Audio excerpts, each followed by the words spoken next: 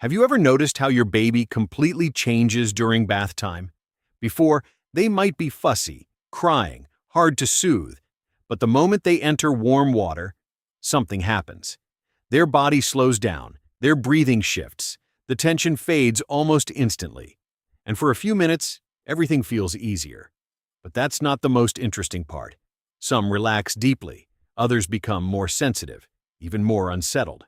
What's really curious is that this doesn't happen the same way with every baby. And that raises a question almost no one asks. Why can something as simple as water temperature completely change your baby's state?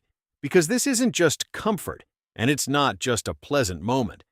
What's happening here goes deeper, and it starts in the brain. Most explanations stop here.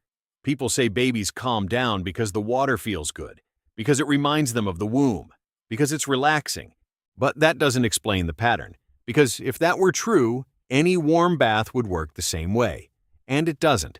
The effect changes with small details. Slight differences in temperature already shift the response. Time in the water changes the outcome. Even how their body comes into contact with the water makes a difference. So this isn't just about being in water. It's about how their body is being stimulated in that moment. And that changes everything. Because it shows this isn't just a simple sensory experience, and definitely not a conscious choice. Your baby isn't deciding to relax. They're responding to real physical changes happening inside their body that their brain still doesn't know how to interpret or regulate on its own. And once you start seeing it this way, bath time stops being just part of the routine and starts revealing how your baby's nervous system actually works. To understand why water temperature has such a strong effect on your baby's behavior, you have to look at something most people overlook: the connection between temperature and the nervous system. Your baby's body can't maintain stability on its own yet. Temperature fluctuates more easily, their skin is more sensitive, and their nervous system reacts much more intensely to any change. And here's the key point: skin temperature is directly connected to the autonomic nervous system, the system that controls states like alertness and relaxation.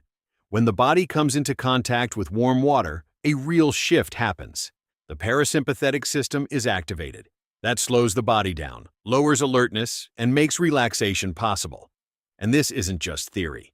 Studies with newborns show that stable, slightly warm environments reduce physiological signs of stress, like agitation and elevated heart rate. In other words, the body literally changes state. But here's the most important detail. This doesn't happen because your baby likes warm water. It happens because their nervous system is being regulated by it. But it's not just about temperature.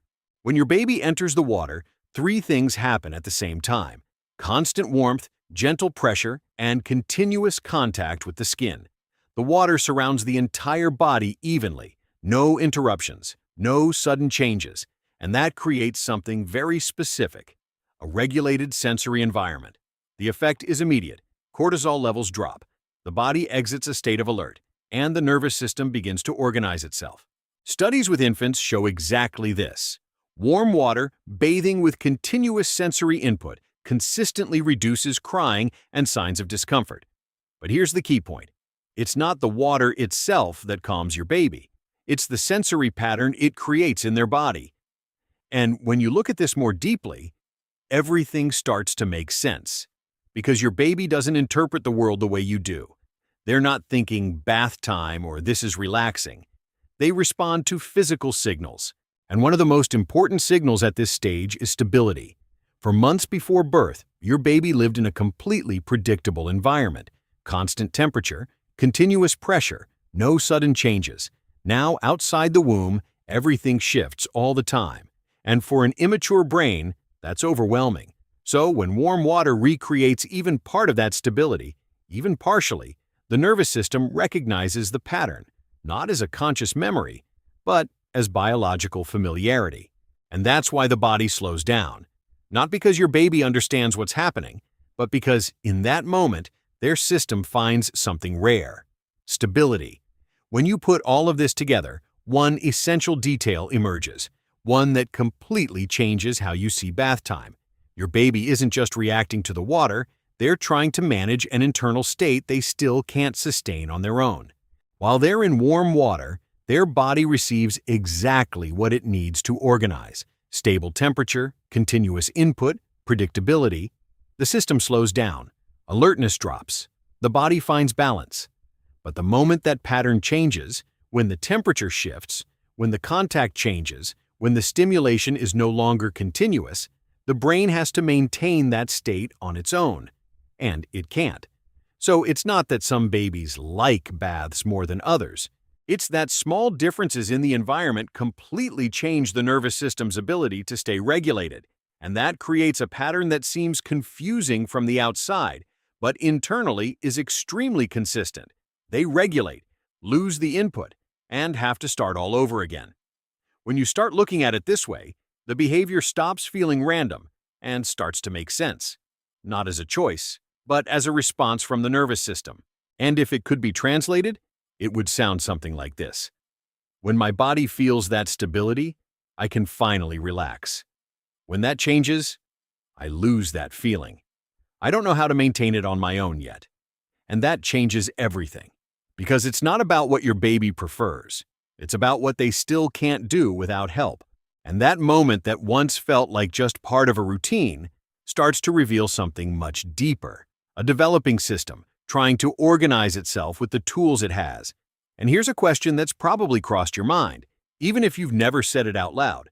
Why is it that some days your baby comes out of the bath calm, almost ready to sleep, and other days, everything seems to fall apart? You're doing almost the exact same thing, same routine, same water, same care, and still, the outcome changes. And that creates that quiet doubt. What am I doing differently? Without realizing it. But most of the time, it's not the bath that changes.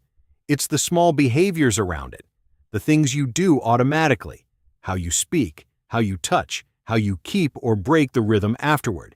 And that's where the real difference is. Because the bath might start the process, but it's not what sustains your baby's state. If you've ever had that moment where your baby seems calm, and suddenly everything shifts without explanation, you need to see what comes next.